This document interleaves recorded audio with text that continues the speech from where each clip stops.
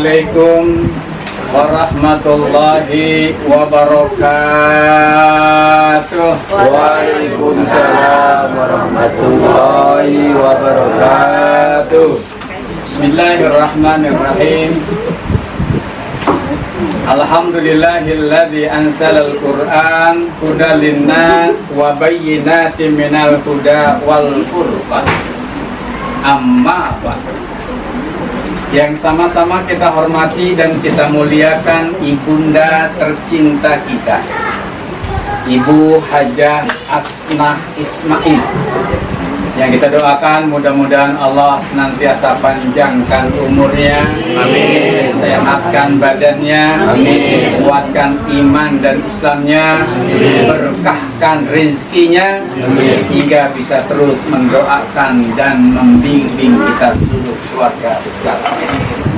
Kakak, adik, ponakan yang insya Allah kita senantiasa dimuliakan Allah Subhanahu wa Ta'ala. Alhamdulillah, pertama-tama adalah kita panjatkan puja dan puji serta rasa syukur kita kehadrat Allah Subhanahu wa Ta'ala, di mana pada hari ini kita dapat kembali melaksanakan taklim rutin bulanan kita, taklim rutin keluarga besar almarhum Haji Ismail bin Haji Abdul Hamid, yang insya Allah mudah-mudahan kehadiran kita di majelis yang mulia ini senantiasa mendapat ridho dan berkah dari Allah Subhanahu wa Ta'ala. Bapak Ibu hadirin yang berbahagia, ini kalau hitung-hitungan bulan Islam, kita sekarang berada di bulan apa nih? Masih di bulan Muharram. Ada nggak yang hafal bulan-bulan Islam nih? Dari yang bawah dulu deh, cucu sama cicit. Kalau ada yang hafal maju ke depan,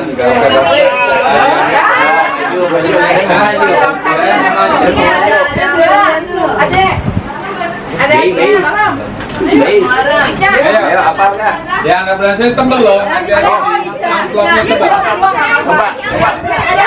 Ayo, yang hafal bulan Islam. 15 lembar, 100 ribuan. Jangan sampai balik lagi nih. Ayo. Nanti kalau anak cucu mantu ataupun ponakan nggak ada yang hafal, emak-emaknya nih. Ayo, ayo bulan Islam. 12 bulan Islam. Ayo nyanyi. Kali pertama. Emaknya nih. Ayo, emaknya. Emaknya nggak hafal keterlaluan. Kalau nggak hafal aja lu mas. Silakan sebelah sini. Ya, 12 bulan Islam mulai.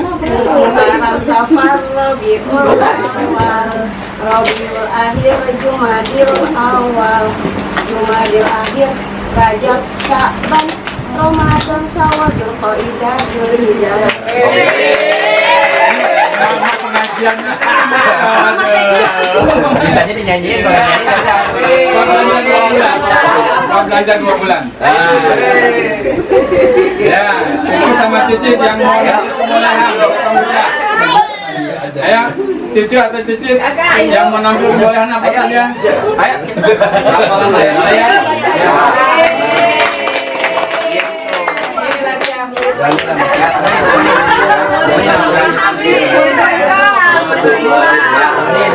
Kenalan dulu namanya biar nanti orang pada kenal nih siapa anak siapa.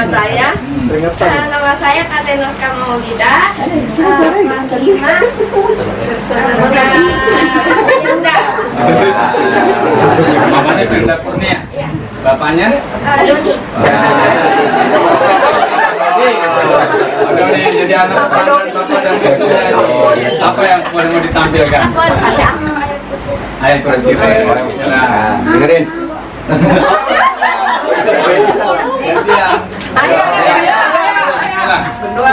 Bismillah. Allahu la ilaha illa huwal hayyul qayyum, la ta'khudhuhu sinatun wa la nawm, lahu ma fis samawati wa ma fil ardi. Man dzalladzi yashfa'u indahu illa bi'idznihi, ya'lamu ma bayna aydihim wa ma ولا يحيطون بشيء من علمه إلا بما شاء وسع كرسيه السماوات وما في الأرض ولا يعوده حفظهما وهو العلي العظيم.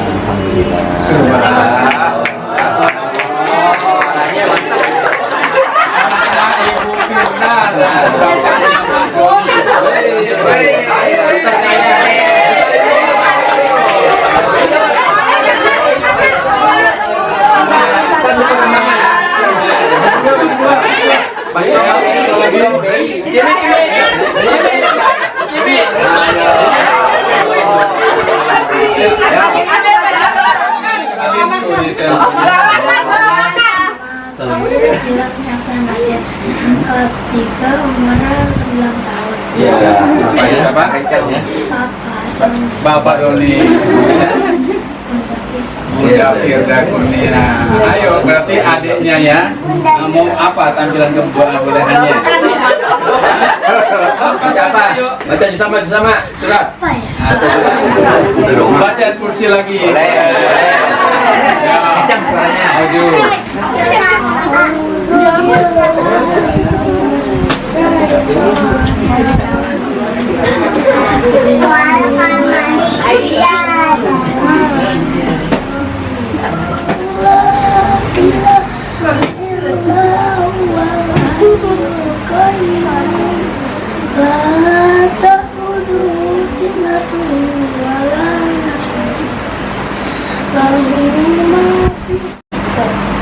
Tunjukkan kemampuanmu, apa yang akan kau sampaikan.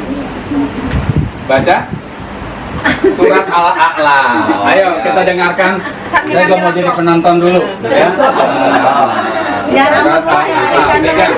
Baca surat Al-A'la. Kita audio dulu. Tes.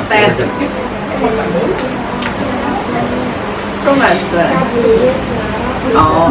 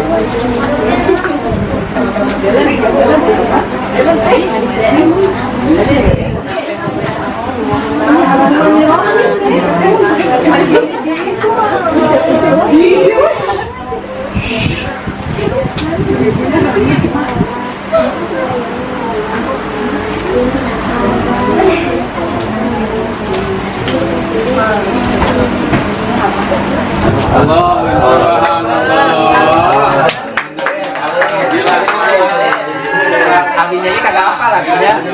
Kagak Subhanallah. Ya, sudah diwakili oleh dua keluarga. Yang lain juga memiliki kemampuan yang sama dari anak cucu, cicit dari Ibu Hajah Asna Ismail. Insya Allah kita semuanya punya anak yang soleh dan soleha. Amin. Tadi kita tampilkan beberapa contoh saja. Di belakang ini jauh lebih memiliki talenta dalam keislaman yang luar biasa. Cuman waktu terbatas nggak ditampilin semua. Nanti kalau giliran pengajian, emak sama bapaknya siapin anak-anak ini mau menampilkan apa, kita siapkan hadiah yang menarik berupa lembaran 15 lembaran yang warnanya merah semuanya.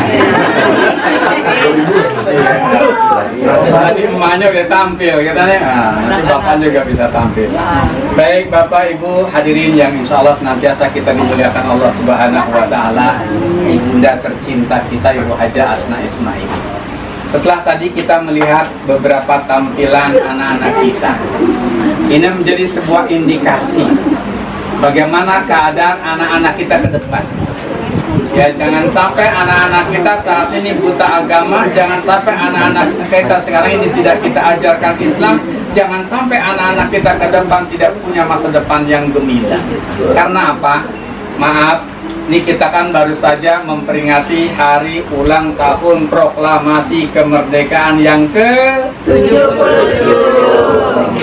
Subhanallah, beraneka macam acara digelar dalam rangka memeriahkan HUT RI. Tapi maaf, rasa syukur kita terhadap kemerdekaan RI diperingati bukan dengan cara-cara Islami.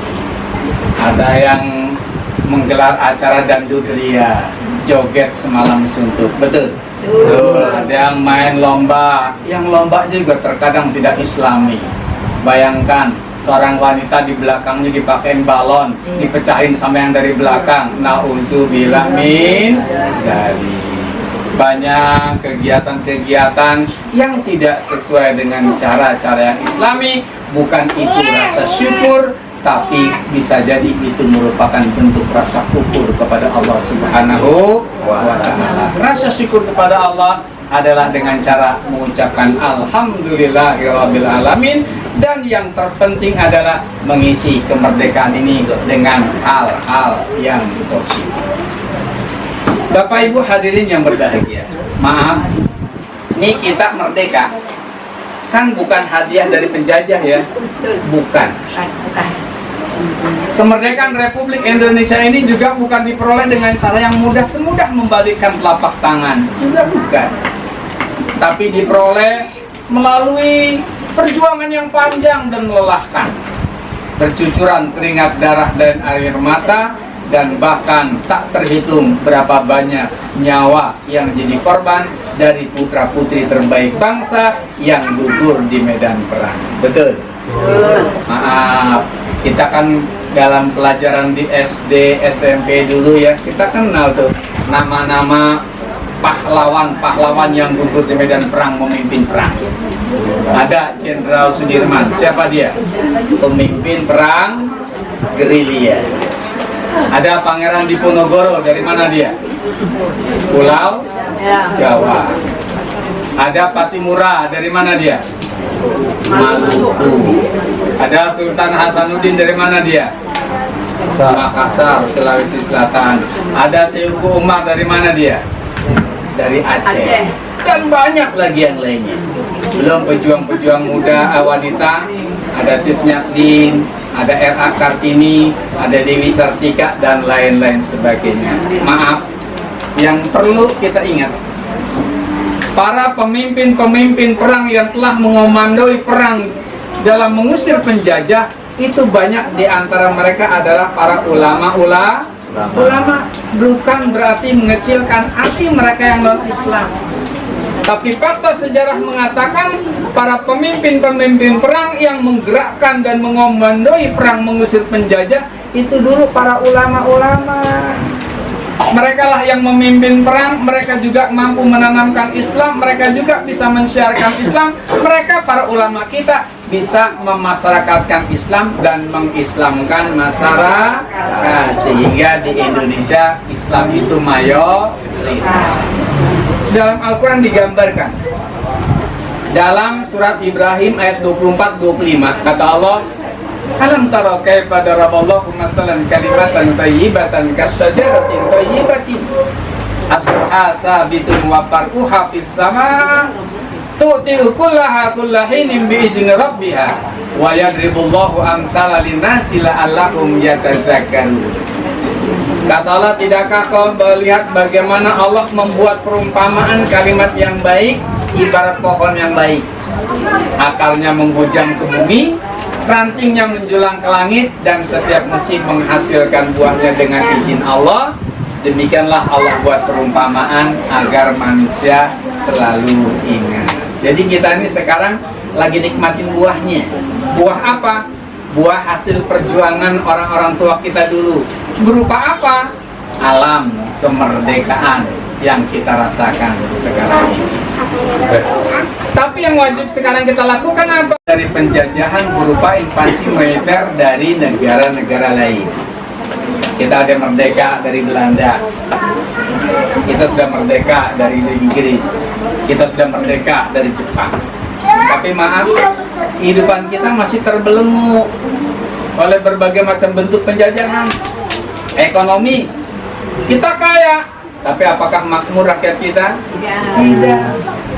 Maaf, kita ini alhamdulillah dan bersyukur tinggal di Indonesia, negara yang kaya raya loh. Tanahnya subur. Kan ada syair mengatakan tongkat kayu dan batu jadi tanaman. Bayangkan sebatang singkong kita lemparin doang, nancap, tumbuh jadi pohon singkong. Ya, letak kita yang strategis di lintas garis khatulistiwa hanya mengenal panas dan hujan. Di luar mengenal musim salju, musim gugur, musim semi. Kita cuman panas dan hujan doang. Lautan yang 2 kali luas daratan menyimpan kekayaan alam yang luar biasa banyaknya. Sehingga Mu'tatuli mengatakan tanah kita tanah surga. Ya, laksana sepenggal Firdaus di muka bumi Allah ini. Masya Allah, tanah kita subur. Tapi maaf, secara ekonomi kita belum begitu menikmati secara merata. Dari pendidikan, kita umat Islam yang seharusnya maju, ternyata kita ketinggalan dari mereka. Di bidang teknologi, ternyata juga kita ketinggalan di antara mereka. Bagaimana kewajiban kita? Ayo dong, anak-anak kita nih, ya, kita didik, kita ajarkan. Alimu auladakum wa ahsinu adabahum. Siapkan anak-anak kita ke depan. Jangan sampai anak-anak kita ke depan nanti lebih susah dari kita. Harusnya mereka lebih bahagia, lebih senang, lebih bagus prospek masa depan mereka. Ya, kewajiban kita. Kan ada cerita begini. Ada orang tua lagi menanam bibit korma. Orang muda lewat nih. Orang muda lewat melihat orang tua yang sedang menanam bibit korma itu nanya, "Wahai kakek tua, usiamu sudah lanjut, sudah sepuh. Kau masih menanam bibit korma? Untuk apa wahai kakek? Kau belum tentu menikmati hasilnya." Apa kata si kakek? "Wahai anak muda, aku tahu aku tidak akan menikmati hasil buah korma yang aku tanam ini. Tapi aku berharap anak cucu keturunanku nanti yang merasakan hasilnya." Artinya apa? Kewajiban kita tanamkan kepada anak-anak kita, siapkan mereka, jangan nunggu hasil dari anak. Ya, jangan bapak mama nih macam lo gue sekolahin, lo gue didik, gue ajarin, sekarang lo udah S1, sekarang lo udah kerja, udah dapat duit, sini duitnya buat emak. Wah, ya, balas budi nggak ada orang tua yang minta duit, betul, sama anak, nggak ada. Ya, ini ibu kita nih, seumur-umur nggak pernah kita dimintain duitnya, ya, nggak pernah diminta duit. Kenapa? Ikhlas mendidik, mengajarkan kita, membesarkan kita. Ya, jadi jangan kita minta. Tapi mentang-mentang jangan kita minta, anak kemudian malah, wah, mak bapak gue nggak minta ini, gue kumpulnya juga buat gue sendiri. Juga jangan. Ketika anak mendapatkan rezeki, ketika anak sudah bekerja, ketika anak sudah mendapat uang, maaf, walaupun orang tuanya kaya, walaupun orang tuanya banyak, berikan dari hasilnya itu sebagian. Untuk apa? Ngalap berkahnya, cenage. Nyari berkahnya. Bukan berarti orang tua butuh.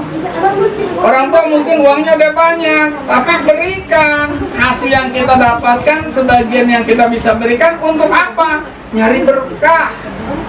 Orang tua nggak dibagi juga tetap bisa makan. Orang tua nggak diberi juga masih tetap punya uang.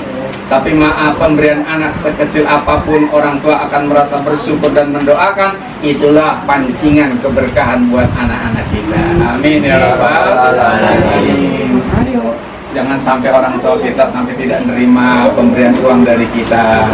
Jangan sampai kita mengecewakan dan menyakitkan hati kedua orang tua kita.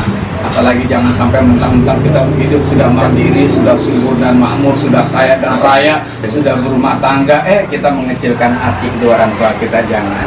Keberkahan orang tua yang kita cari dalam kehidupan kita. Jangan ribuan ulama kita datangi, jangan makam ratusan wali kita kunjungi, orang tua kita sia-siakan, kita abaikan, kita lalaikan. Tidak ada keberkahan dalam kehidupan kita. Oleh karena itu, melalui taklim kita pada hari ini, ya tentunya kita bisa ambil pelajaran dari beberapa tampilan anak-anak kita yang bisa mengagumkan kita, membuat kita senang. membuat kita alhamdulillah punya anak-anak yang soleh dan soleha, punya keluarga dari cucu, cicit yang sudah bisa menampilkan kebolehannya dalam agama.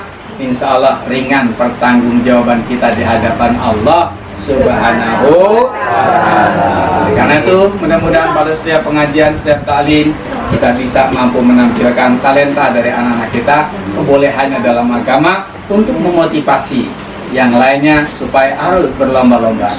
Mau itu hafalan surat, mau itu latihan berceramah, mau itu membaca ayat atau hadis, ya silakan kita tampilkan 1-2 dan setelah kita siapkan hadiahnya buat mereka supaya bisa merangsang yang lainnya juga untuk ayo bisa tampil sebaik-baiknya. Itu saja yang dapat saya sampaikan. Akhirnya wassalamualaikum warahmatullahi wabarakatuh. Waalaikumsalam warahmatullahi wabarakatuh.